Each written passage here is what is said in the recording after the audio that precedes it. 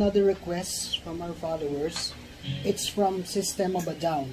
The song is BYOB. It's sa totoo lang, it's a difficult riff. So, yung mga pang-advance lang to sa mga, hindi ito pwede sa beginners.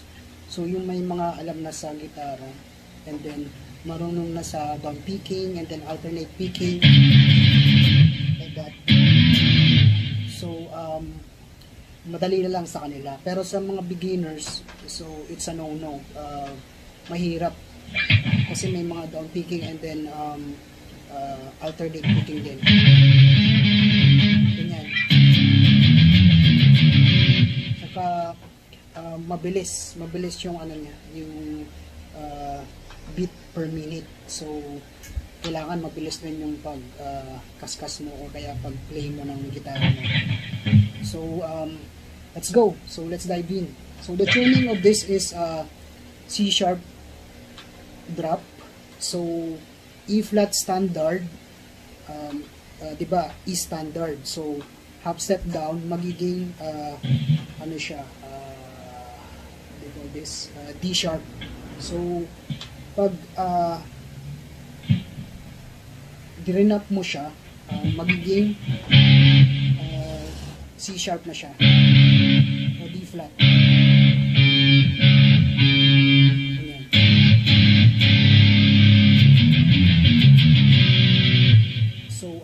Yung intro doon is open D,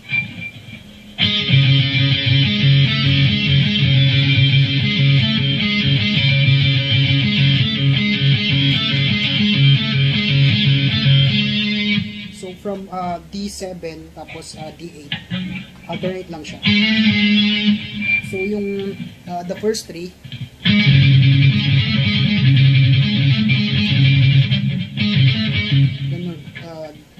ganun yung pag-play nun.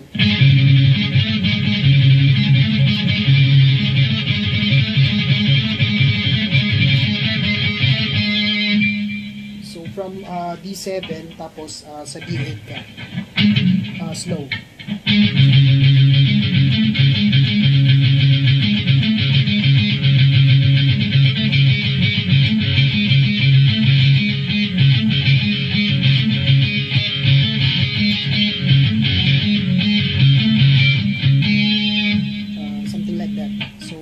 Mabilis para makita mo yung makita nyo yung tunog.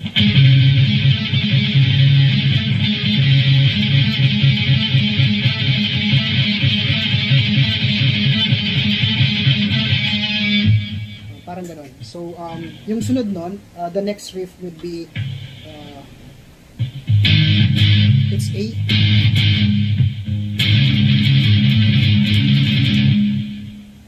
Parang ganito rin, same pattern. Kaso nag-ano siya, nagtaas siya.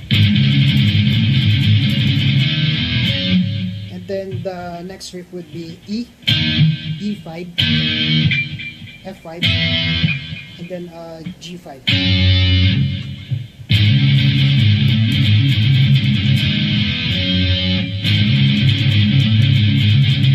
And then same progression din, guitar progression, pero babalik mo lang siya, diba, from E, F, and then G. So mag-start ka sa G, F, and then E, something like this.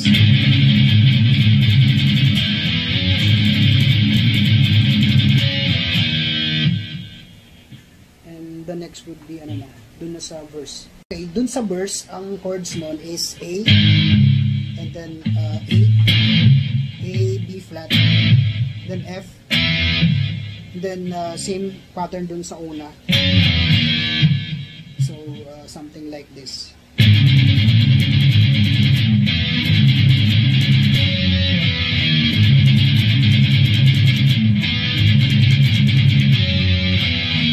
So slow.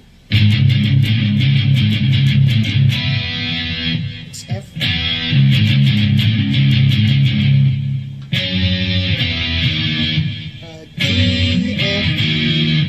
G5, F5, and E. Slow.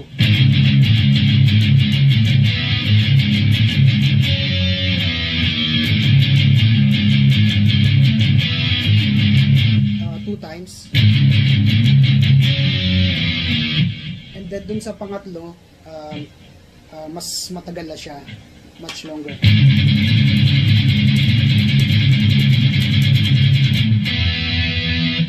F lang. So no need to play. Parang ganito, slow.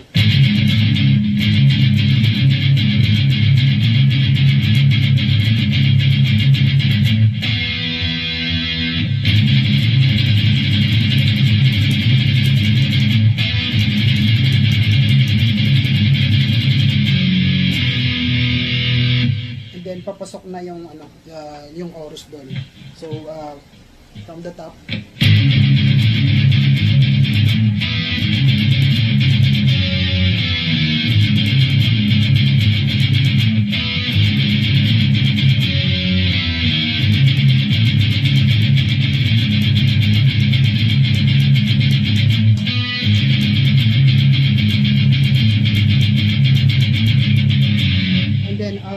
G, F, 3,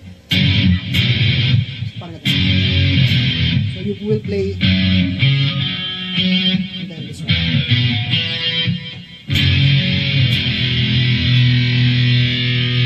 And then the chorus will be next. For the chorus, I played like this.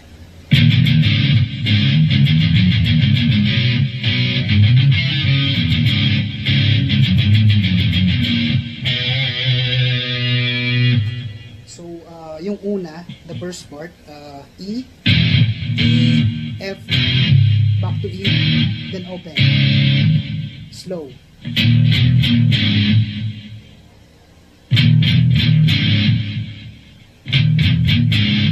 And then the second part,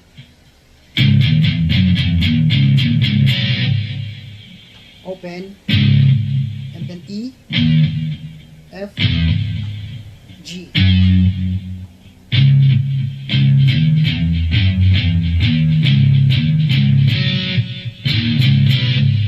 Slow.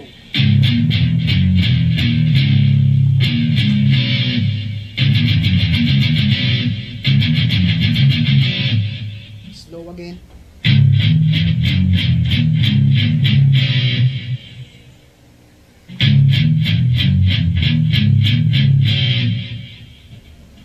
You can play yung kahit ito lang. Pwede naman yan. Basta nakamute ka, it's fine.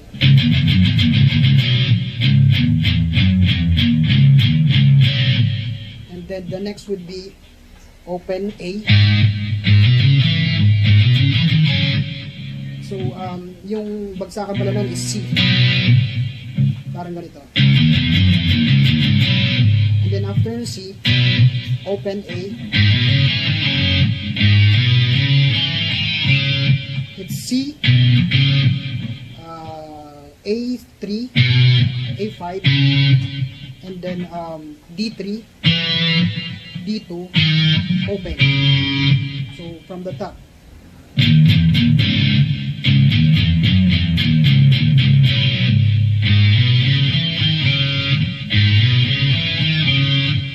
So mas mabilis.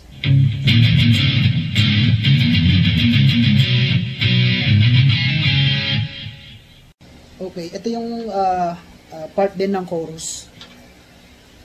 Pero yung unang riff is iba. So, it's different. Kasi yung una, ganito. So, mauna ka sa E. Pero yung second part, iba na. F, E, open E. And then, aakyat ka ng pitch. So, yung una, di ba? Ganito. The second part, iba na. So, open. Open D.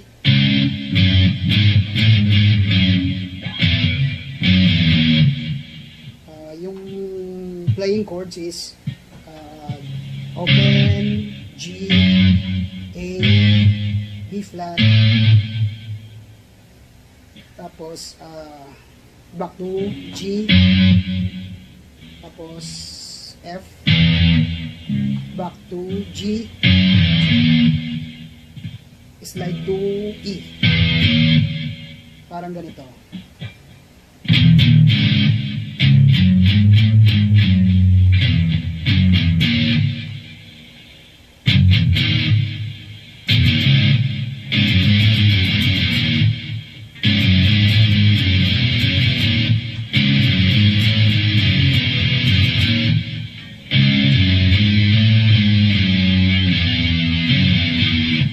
And then yung harmonics is coming from C.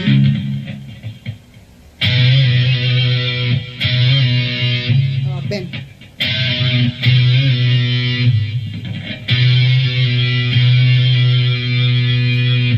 And then yung next is open D.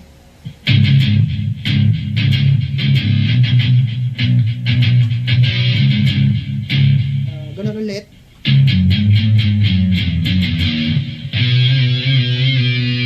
So, yung pangalawa, it's 3 times na bend.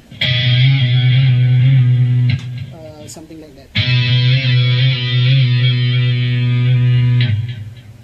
So, ulit.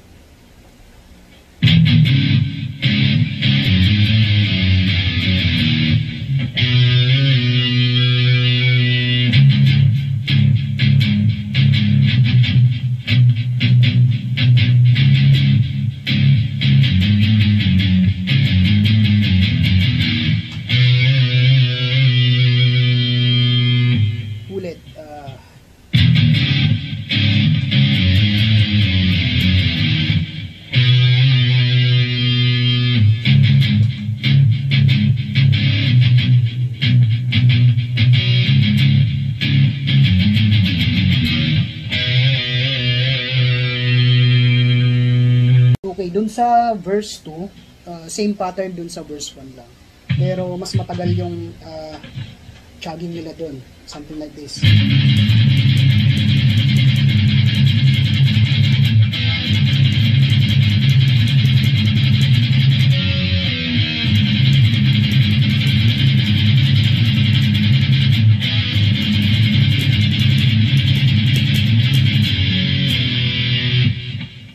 Parang ganun, and then back to chorus na naman, and then yung bridge would be next. Okay, for the bridge, I play like this.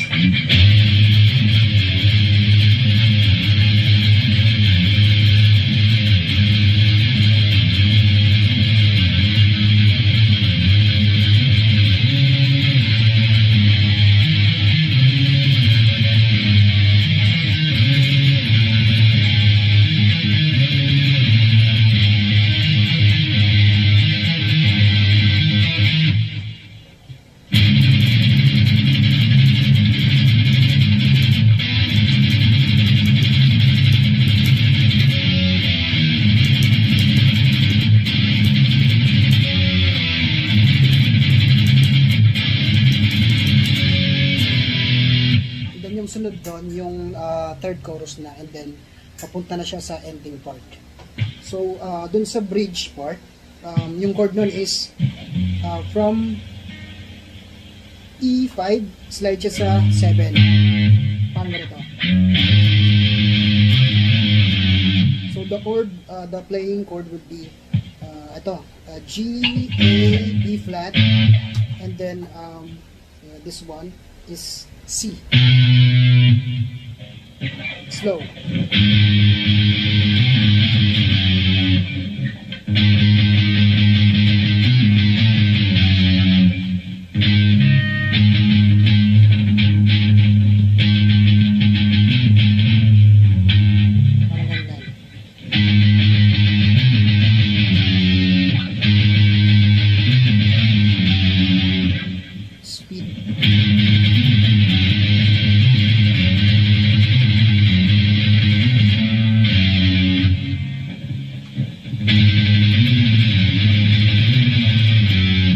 Slow.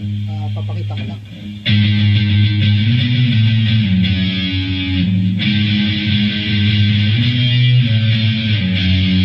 So, that's why yung alternate picking is talagang important dito sa pag-play nitong song na to.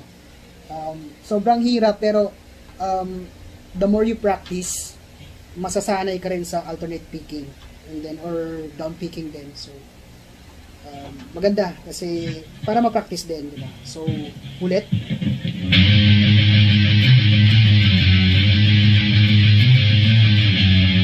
So for the speed one,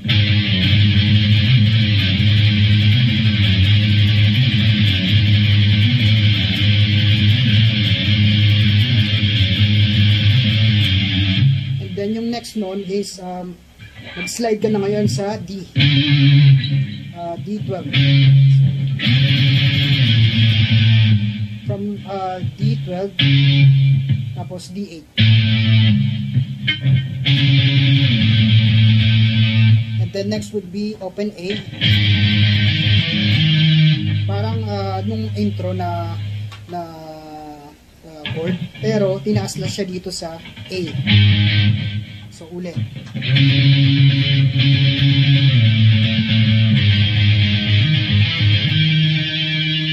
So speed.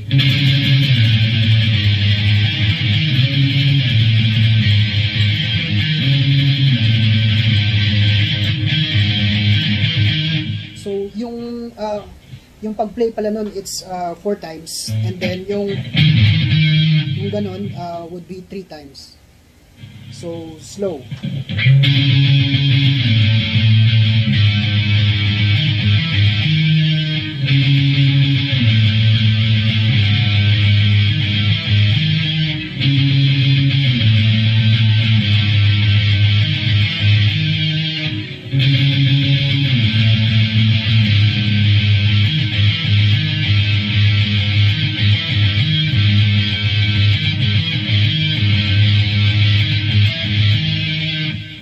From the top, dun sa pinakauna.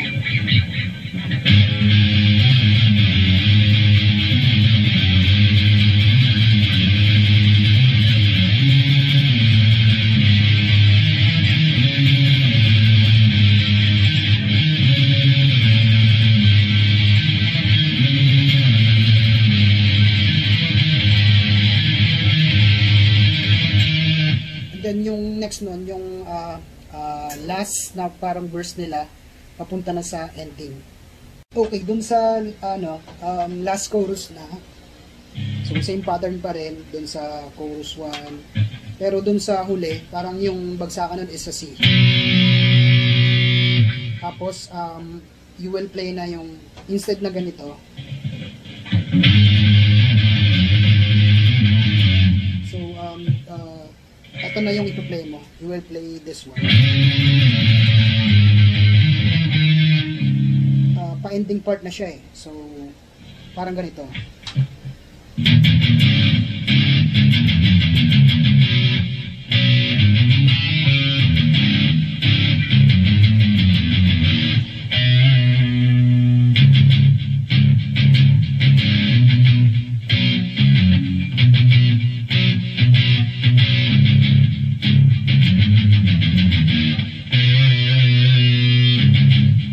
It's 4 times, pero yung pang 4 times magbabagsak dun sa C5. Kunwari nasa 3 times na tayo, so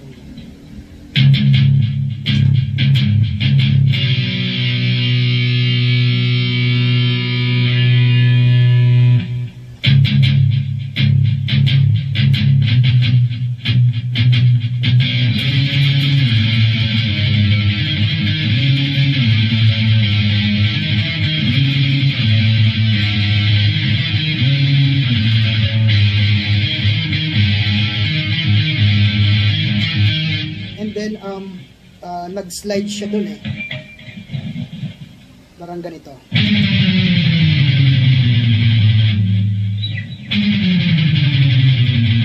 And then open A.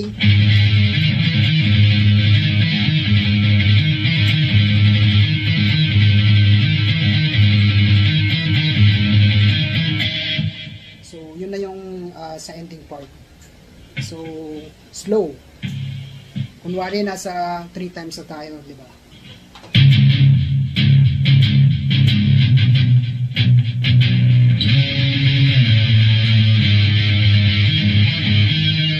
times, and then yung ganito, it's 3 times.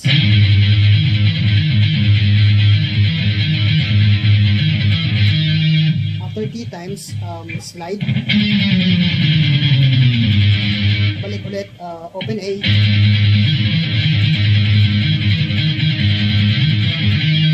I think it's 6 times, and then stop.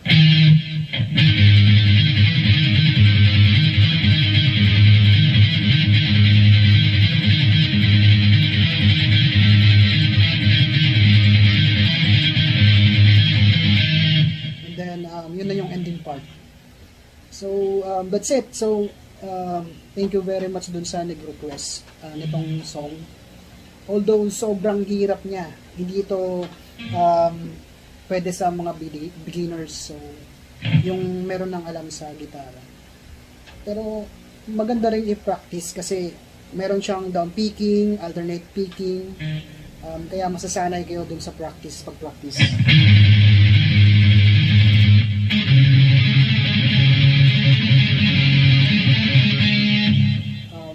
Sobrang ganda ng kanta na to eh. So, yun lang. So, that's it. So, maraming salamat sa thank you very much for watching my tutorial. So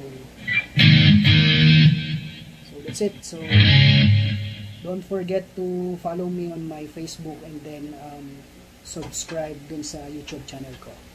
Yan lang. Thank you.